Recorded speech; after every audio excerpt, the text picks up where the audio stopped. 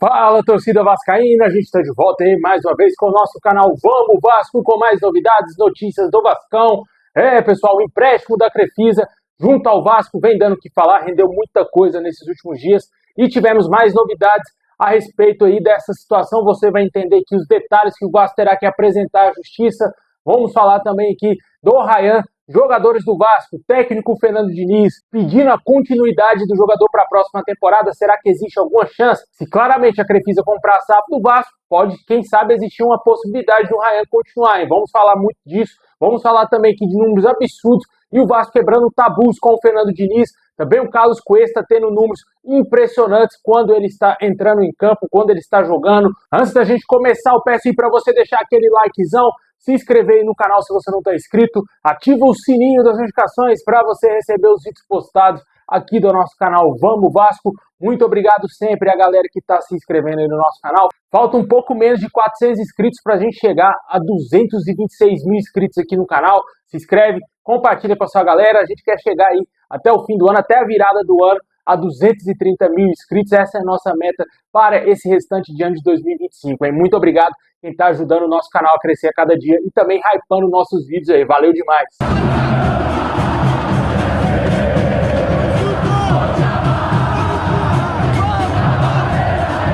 Bom, pessoal, o Vasco com o Fernando Diniz vem tendo uma nova cara, né, velho? Finalmente aí o treinador vem colocando o Vasco nos trilhos, o Vasco vem conquistando grandes vitórias e vem também conseguindo quebrar tabus. Para você ter ideia, o Vasco não vencia o Fortaleza fora de casa há 22 anos e isso agora é passado, né? O Vasco conseguiu vencer o Fortaleza na última quarta-feira por 2-0, ainda com um jogador a menos. E também o Vasco quebrou outros tabus dentro desse Campeonato Brasileiro. O Vasco nunca tinha vencido, por exemplo, o goleiro Cássio, do Cruzeiro. Venceu por 2-0 o Cruzeiro atuando em São Januário. O Vasco não vencia um rival paulista em São Paulo desde 2017. Venceu primeiramente o São Paulo por 3-1 e depois teve a goleada humilhante que o Vasco aplicou no Santos. E o Vasco não fazia 6 gols em um único jogo no Brasileiro desde 2008, quando venceu o Atlético Mineiro, se eu não me engano, por 6-1. Com certeza, números absurdos, e a gente espera que lá no fim de dezembro o Diniz também quebre um tabu importantíssimo, que é o Vasco novamente voltar a ser campeão e de quebra, para quebrar mais um tabu ainda em cima do Corinthians, né, mano?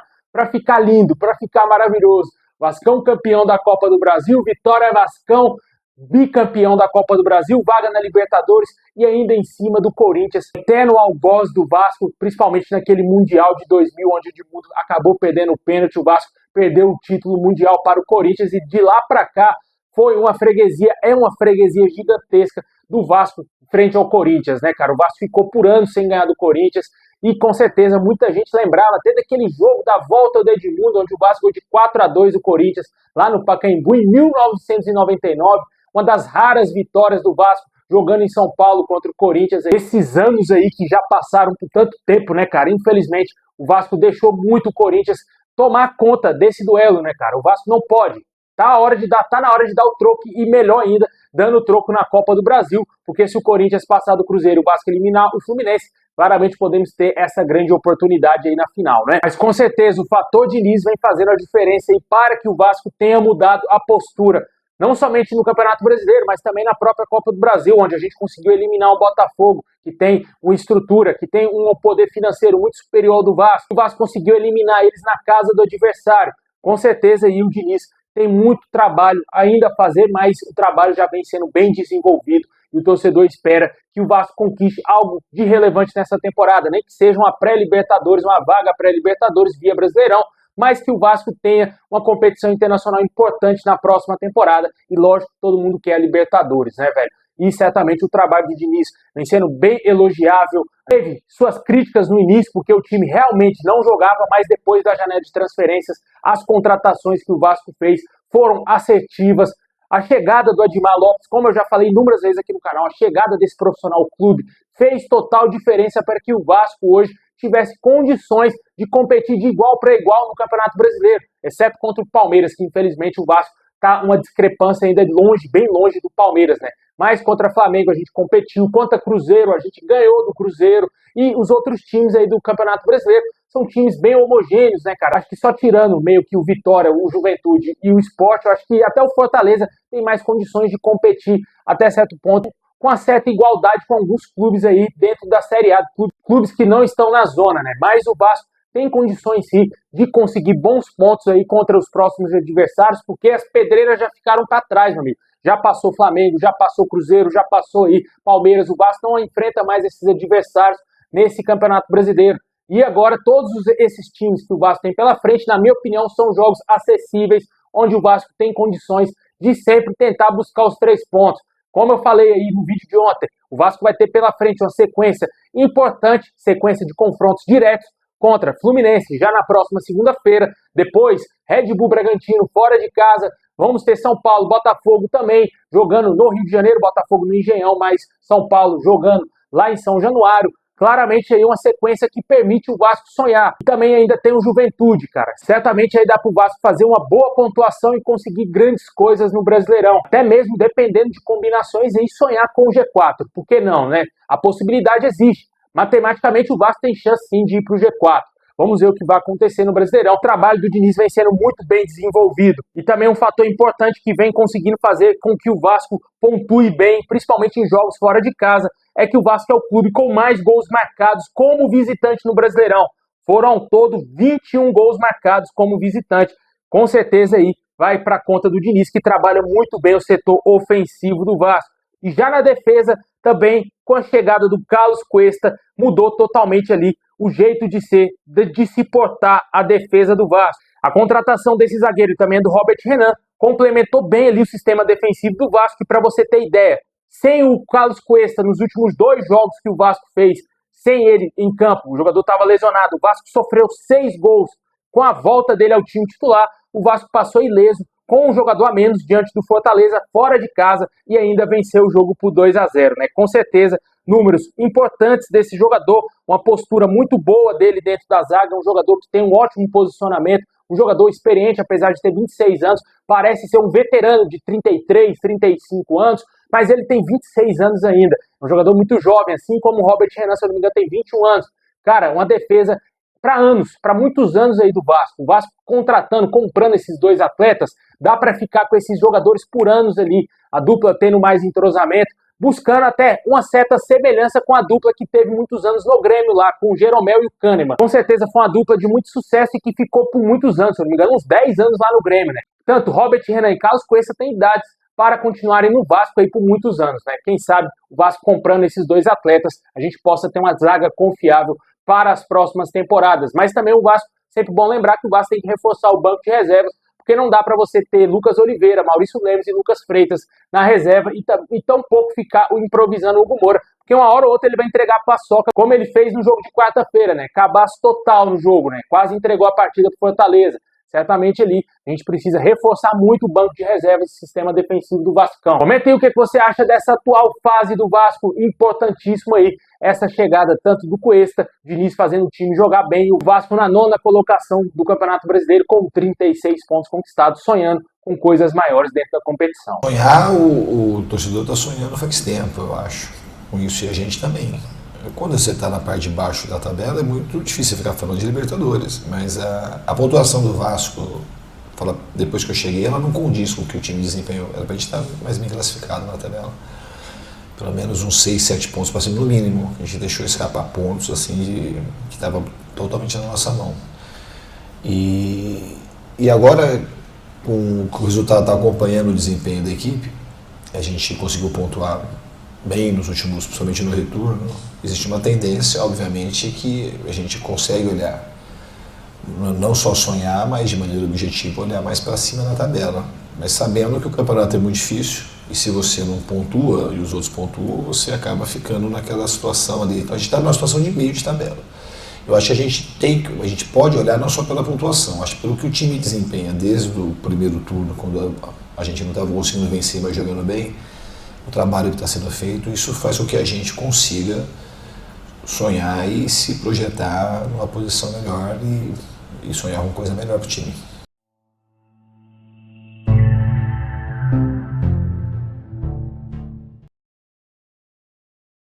Bom, pessoal, tivemos uma informação importante envolvendo o empréstimo da Crefisa junto ao Vasco.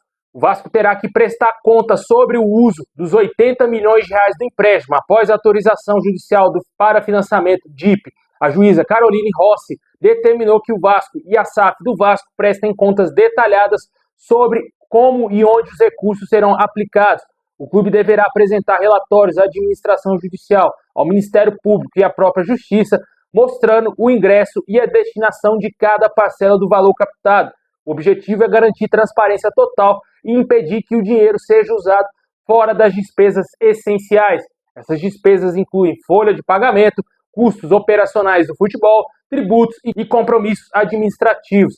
Tudo sob acompanhamento direto do juízo da recuperação judicial. Essa medida aumenta a fiscalização e o controle do processo, protegendo os credores, os investidores e o próprio clube. O financiamento é emergencial, mas agora cada passo do uso do dinheiro será acompanhado pela Justiça. Para deixar claro, o Vasco ganhou um fôlego financeiro que precisava, mas com a obrigação de ter que mostrar cada centavo gasto pelo clube. É importante, tanto para nós torcedores e também para o próprio clube, né? Para que não tenhamos nenhum problema, nenhuma desconfiança, digamos assim, sobre esse empréstimo aí da Crefisa ao Vasco, com o que o Vasco vai fazer com o dinheiro, e também sobre a gestão do Pedrinho, né? Com a gestão que vem se mostrando muito competente, conseguindo coisas relevantes para o Vasco. Teve essa recuperação judicial, um empréstimo importantíssimo junto à Crefisa, que pode ser a nova dona da SAF do Vasco. Também conseguiu aí a situação da reforma de São Januário, potencial construtivo, trouxe patrocínio importante para o Vasco. Vamos ter o ano que vem a Nike pagando de 30 a 40 milhões anuais para o Vasco. Com certeza, uma gestão que vem fazendo um ótimo trabalho e finalmente merece todo elogio de todos os vascaínos, porque nenhum presidente, nenhuma gestão do Vasco teve um compromisso que a gestão do Pedrinho teve. E isso a gente tem sempre que levar em consideração. Quando é para criticar, a gente critica.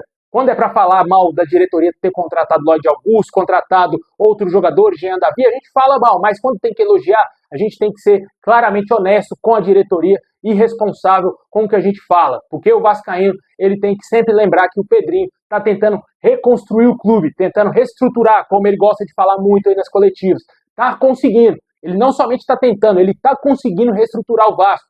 Isso leva um pouco mais de tempo e passo a passo você já vê uma diferença do clube de anos atrás. Certamente aí o Vasco hoje é um clube que pode ser atrativo para muitos jogadores a partir da próxima temporada, principalmente se a gente jogar uma Libertadores, por exemplo.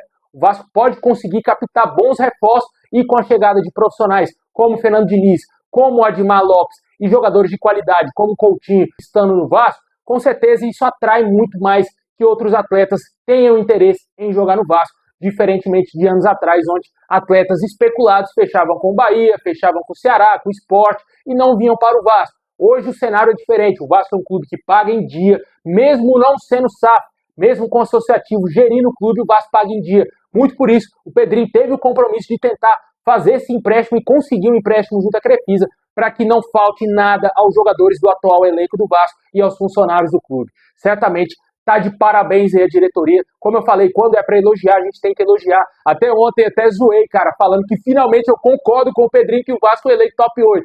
Com certeza, na época ele disse que o elenco era aquele outro elenco, sem essa janela de transferências aí, feita pelo Admar Lopes, com o Cuesta, com o Robert Renan, com o Andrés Gomes e por aí vai. Mas mesmo assim, vamos dar esse moral, esse crédito pro Pedrinho, que realmente ele tinha total razão que o Vasco é elenco top 8, tanto que está aí lutando até mesmo por um G4, quem sabe, né? Hoje o Vasco tem uma campanha de retorno aí de G4, cara. Tem uma campanha irretocável. O futebol do Vasco é de top 3. O futebol do Vasco, na minha opinião, hoje é melhor apresentado do que o do Cruzeiro, que é o terceiro colocado.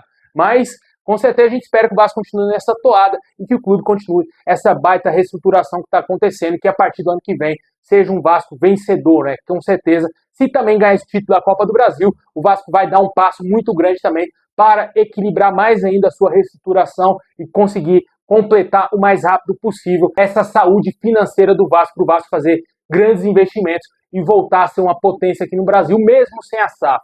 Porque a gente conta muito com a venda da SAF, o Pedrinho aí está querendo vender a SAF do Vasco e torcemos para que a Crefisa compre a nossa SAF.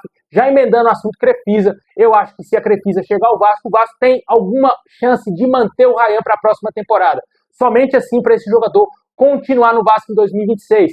Jogadores, Fernando Diniz, todos estão querendo a permanência do Ryan para a próxima temporada, já que o jogador é um fenômeno. É absurdo que joga o Ryan. O Vasco tem que conseguir urgente renovar o contrato dele, porque ele tem que ser vendido no mínimo pelos 40 milhões de euros, que hoje é a multa dele, mas se o Vasco conseguir renovar o contrato para 50 milhões de euros, tomara que o Vasco consiga achar esses valores. Sempre bom deixar claro que jogadores como o Endrick e também Estevão, jogadores que, na minha opinião, estão na mesma prateleira do Ryan. O Ryan é do mesmo nível desses atletas, até mesmo superior.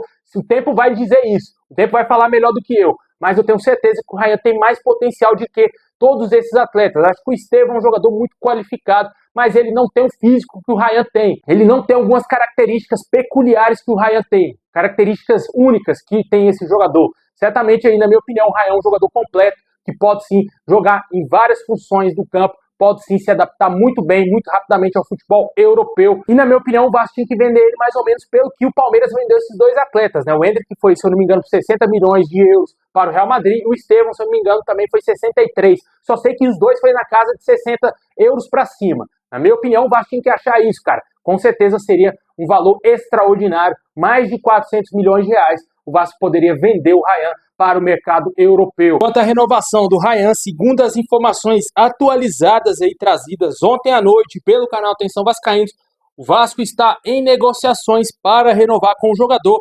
até 2028. A ideia é que a multa realmente seja aumentada e o atacante permaneça no clube por mais uma temporada, como a gente falou. Isso não impede de ouvir qualquer proposta de algum outro clube ao redor do mundo, mas tudo será avaliado em conjunto, inclusive com a escolha do atleta, que, como todo mundo já sabe, já deixou bem claro que não tinha interesse, por exemplo, de jogar na Arábia Saudita.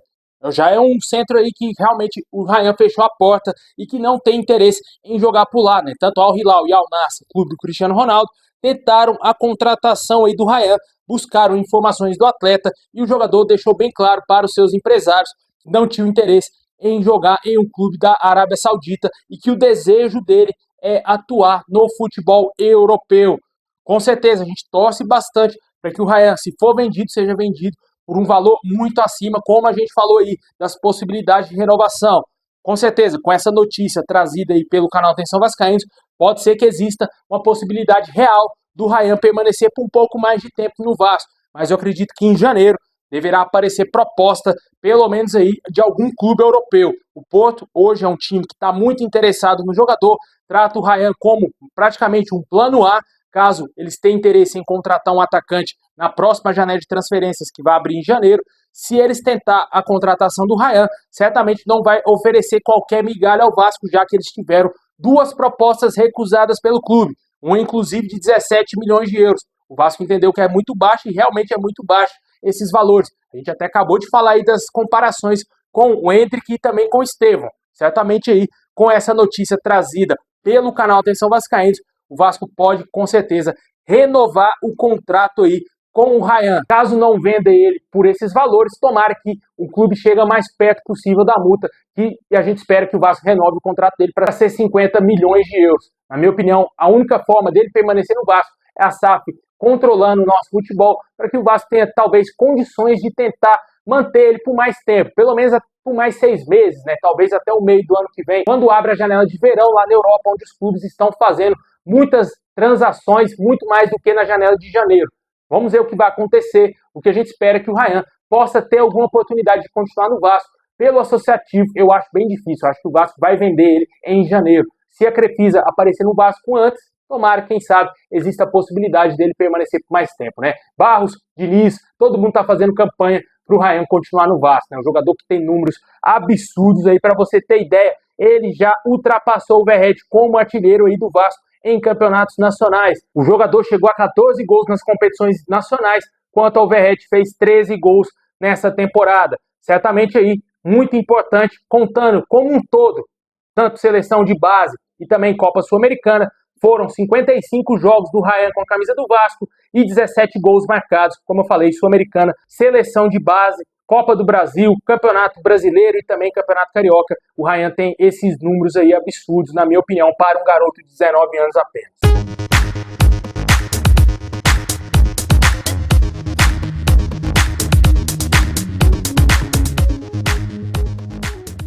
Bom, pessoal, esse é o vídeo de hoje. Muito obrigado. Deixa aquele like, se inscreve, ativa o sininho se tiver mais novidades. Vamos trazer mais vídeos ao longo do dia. Muito obrigado, tamo junto. É nóis.